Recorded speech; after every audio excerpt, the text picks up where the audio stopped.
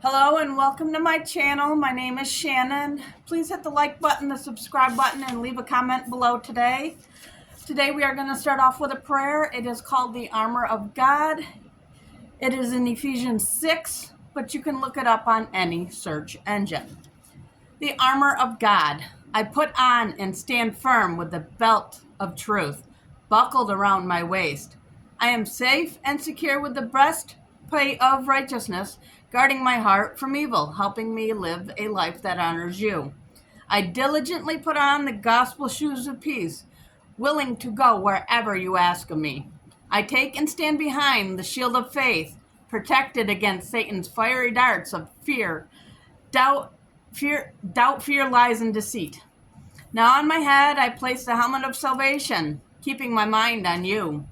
I grab a hold in my hand of the sword of the Spirit, the word of God, sharp and true.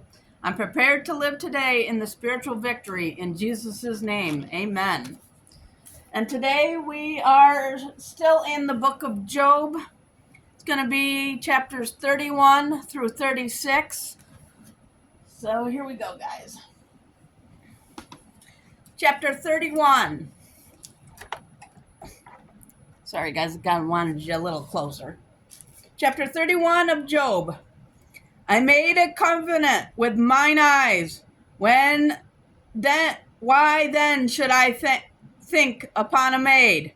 For what portion of God's is there from above? And what inheritance of the Almighty from on high? It is not destruction to the wicked, and a strange punishment to the workers of iniquity? Doth not he see my ways and count all my steps? If I have walked with vanity, or if my foot hath hastened to deceit, let me be weighed in an even balance, that God may know mine integrity. If my step hath turned out the way, and mine heart walked after mine eyes, and if any blot hath cleaved to mine hands, then let me sow and let other eat. Yea, let my offspring be rooted out. If my heart have been deceived by a woman, or if I have laid wait at my neighbor's door, then let my wife grind into another, and let others bow down upon her. For this is a heinous crime, yea, it is an iniquity to be punished by the judges. For it is a fire that consumeth to destruction, and will root out all mine increase. If I did despise the cause of my manservant, or of my maidservant, when they contended with me, what then shall I do when God rises up, and when he visits? What shall I answer him? Did not he that made me in the womb make him? And did not one fashion us in the womb? If I have withheld the poor from their desire, or have caused the eyes of the widow to fall, or have eaten my morsel myself alone, and the fatherless hath not eaten thereof. For from my youth he was brought up with me, as with a father, and I have guided her from my mother's womb. If I had seen any perish for want of clothing, or any poor without covering, if his loins have not blessed me, and if he were not warmed with the fleece of my sheep, if I have lifted up my hand against the fatherless, when I saw my help in the gate, then let mine arm fall from my shoulder blade, and mine arm be broken from the bone.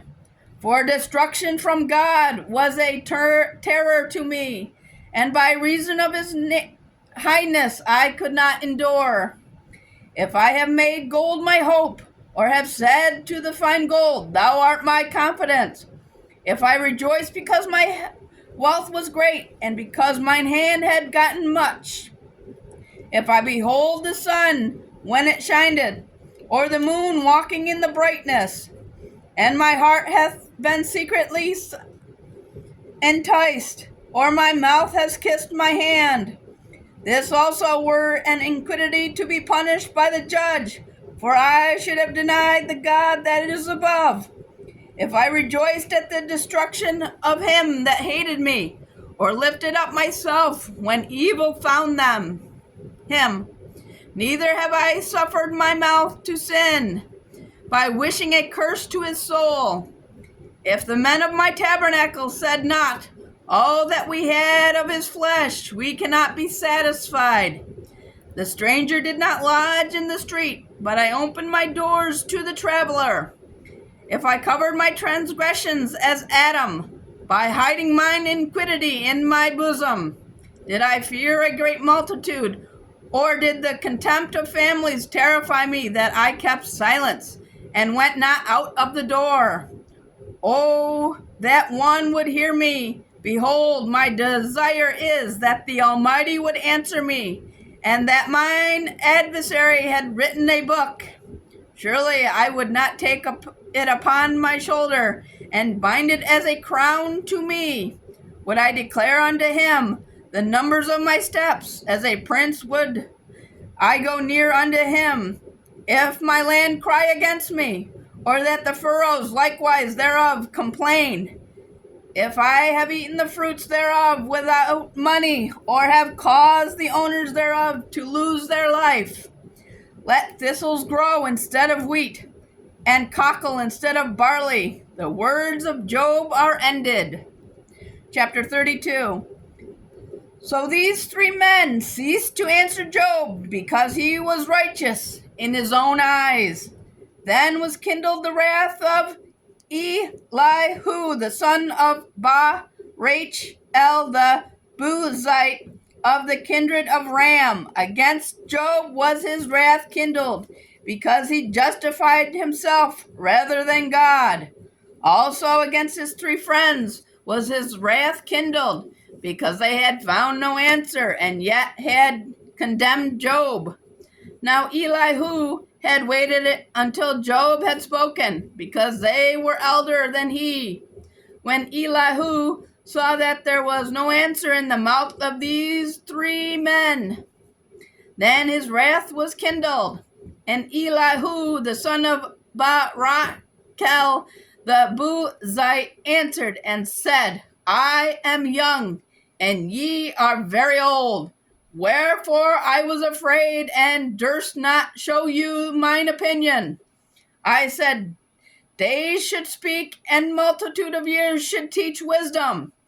But there is a spirit in man, and the inspiration of the Almighty give him understanding. Great men are not always wise, neither do the aged understand judgment. Therefore I said, hearken to me, I also will show mine opinion. Behold, I waited for your words. I gave ear to your reasons, while ye searched out what to say. Yea, I attended unto you, and behold, there was none of you that convinced Job, or that answered his words. Lest ye should say, we have found out wisdom. God trusted him down, not man. Threwest him down, not man. Now he hath not directed his words against me, neither will I answer him with your speeches. They were amazed, they answered no more, they left off speaking. When I had waited, for they spoke not, but stood still, and answered no more. I said, I will answer also my part. I also will show mine opinion. For I am full of matter. The spirit within me constraineth me. Behold, my belly is as wine, which hath no vent. It is ready to burst like new bottles. I will speak that I may be refreshed. I will open my lips and answer. Let me not, I pray you, accept any man's person, neither let me give flattering titles unto man, for I know not to give flattering titles. In so doing, my Maker will soon take me away. Chapter 33. Wherefore, Job, I pray thee, hear my speeches, and hearken unto all my words. Behold, now I have opened my mouth, my tongue hath spoken in my mouth. My words shall be of the uprightness of my heart, and my lips shall utter knowledge clearly. The Spirit of God hath made me, and the breath of the Almighty hath given me life. If thou cannot answer me, set thy words in order before me. Stand up.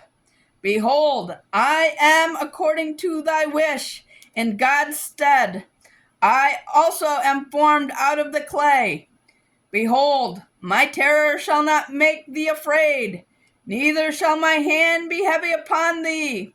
Surely thou hast spoken in mine hearing, and I have heard the voice of thy words, saying, I am clean without transgression. I am innocent, neither is there iniquity in me. Behold, he findeth occasions against me. He counteth me for his enemy. He putteth my feet in the stocks, and he marketh me all my paths. Behold, in this thou art not just. I will answer thee that God is greater than man. Why dost thou strive against him? For he giveth not accounting of any of his matters.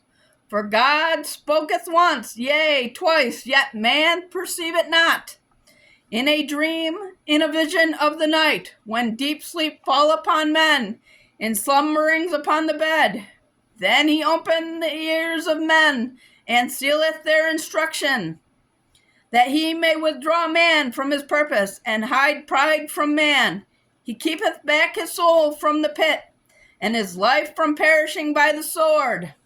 He is chastened also with pain upon his bed, and the multitude of his bones with strong pain, so that his life abhorreth bread, and his soul dainty meat. His flesh is consumed away, that it cannot be seen, and his bones that were not seen stick out. Yea, his soul draweth near unto the grave, and his life to the destroyers. If there be a messenger with him, an interpreter, one among 1,000, to show unto man his uprighteousness, then he is gracious unto him, and saith, Deliver him from going down to the pit. I have found a ransom. His flesh shall be fresher than a child's. He shall return to the days of his youth. He shall pray unto God, and he will be favorable unto him. And he shall seek his face with joy, for he will render unto man his righteousness. He looketh upon men, and if any say, I have sinned and perverted that which was right, and it profited me from naught, he will deliver his soul for going into the pit, and his life shall see the light. Lo, all these things worketh God oftentimes with man, to bring back his soul from the pit, to be enlightened with the light of the living. Mark well, O Job, hearken unto me, hold thy peace, and I will speak. If thou hast anything to say, answer me, speak, for I desire to justify thee. If not, hearken unto me, hold thy peace, and I shall teach thee wisdom. Chapter 34. Furthermore, Elihu answered and said, Hear my words, O ye wise men, and give ear unto me, ye that have knowledge. For the ear trieth words, as the mouth tastes meat. Let us choose to us judgment. Let us know among ourselves what is good. For Job hath said, I am righteous, and God hath taken away my judgment. Should I lie against my right? My wound is incurable without transgression. What man is like Job, who drinketh up scorning like water, which goeth in company with the workers of iniquity, and walketh with the wicked men? For he hath said, It profited a man nothing that he should delight himself with God. Therefore hearken unto me, ye men of understanding. Far be it from God that he should do wickedness, and from the Almighty that he should commit iniquity. For the work of a man shall he render unto him, and cause every man to find according to his ways. Yeah, surely God will not do wickedly, neither will the Almighty pervert judgment. Who hath given him a charge over earth? Or who hath disposed the whole world? If he set his heart upon man, if he gather unto himself his spirit and his breath, all flesh shall perish together, and man shall return again unto dust. If now thou hast understanding, hear this, hearken to the voice of my words. Shall even he that hateth right govern? And wilt thou condemn him that is most just? It is fit to say to a king, Thou art wicked, and to princes, Ye are not ungodly. How much less to him that accepteth not the persons of princes, nor regardeth the rich more than the poor, for they all are the work of his hands. In a moment shall they die, and the people shall be troubled at midnight, and pass away, and the mighty shall be taken away without hand. For his eyes are upon the ways of man, and he seeth all his goings. There is no darkness, nor shadow of death, where the workers of iniquity may hide themselves. For he will not lay upon man more than right, that he should enter into judgment with God. He shall break into pieces mighty men without number, and set others in their stead. Therefore he knoweth their works, and he overturneth them in the night, so that they are destroyed. He striketh them as wicked men in the open sight of others, because they turned back from him, and would not consider any of his ways, so that they cause the cry of the poor to come unto him, and he heareth the cry of the afflicted. When he gave quietness to then can make trouble. When he hideth his face, who then can behold him? Whether it be done against a nation, or against a man only, that the hypocrite reign not, lest the people be ensnared. Surely it is met to be said unto God, I have borne chastisement, I will not offend any more. That which I see not teach thou me. If I have done iniquity, I will do no more. Should it be according to thy mind, he will recompense it, whether thou refuse or whether thou choose, and not I. Therefore speak what thou knowest. Let man of understanding tell me, and let a wise man hearken unto me. Job hath spoken without knowledge, and his words were without wisdom. My desire is that Job may be tried unto the end, because of his answers for wicked men. For he added rebellion unto his sin. He clappeth his hands among us, and multiply his words against God. Chapter 35. Elihu spoke moreover and said, Thinkest thou this to be right, that thou saidst, My righteousness is more than God's? For thou said, What advantage will it be unto thee? And what profit shall I have, if I be cleansed from my sin? I will answer thee, and thy companions with thee. Look unto the heavens, and see and behold the clouds, which are higher than thou. If thou sinnest, what dost thou against them? Or if thy transgressions be multiplied, what dost thou unto him? If thou be righteous, what givest thou him? Or what receiveth he of thine hand? Thy wickedness may hurt a man, as thou art, and thy righteousness may profit the Son of Man. By reason of the multitude of oppressions, they make the oppressed to cry. They cry out by reason of the arm of the Almighty. But none saith, Where is God, my Maker, who giveth songs in the night? Sorry, guys. Who teaches us more than the beast of the earth, and make us wiser than the fowls of heaven? There they cry, but none giveth answer, because of the pride of evil men. Surely God will not hear vanity, neither will the Almighty regard it. Although thou sayest thou shalt not see him, yet judgment is before him. Therefore trust thou in him. But now, because it is not so, he hath visited it in his anger, yet he knoweth it not in great extremity. Therefore doth Job open his mouth in vain? He multiply words without knowledge? Chapter 36. Last chapter, guys. Elihu also proceeded and said, Suffer me a little, and I will show thee that I have yet to speak on God's behalf. I will fetch my knowledge from afar, and will ascribe righteousness to my Maker. For truly my words shall not be false. He that is perfect in knowledge is with thee. Behold, God is mighty and despises not any. He is mighty in strength and in wisdom. He preserveth not the life of the wicked, but giveth right to the poor.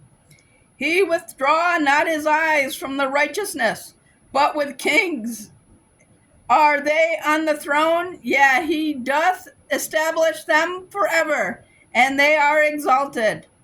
And if they be bound in fetters, and beholden in cords of affliction, then he showeth them their work, and their transgressions that they have exceeded. He openeth also their ear to discipline, and commanded that they return from iniquity. If they obey and serve him, they shall spend their days in prosperity, and their years in pleasures. But if they obey not, they shall perish by the sword, and they shall die without the knowledge. But the hypocrites in heart heap up wrath. They cry not when he blinded them. They die in youth, and their life is among the unclean.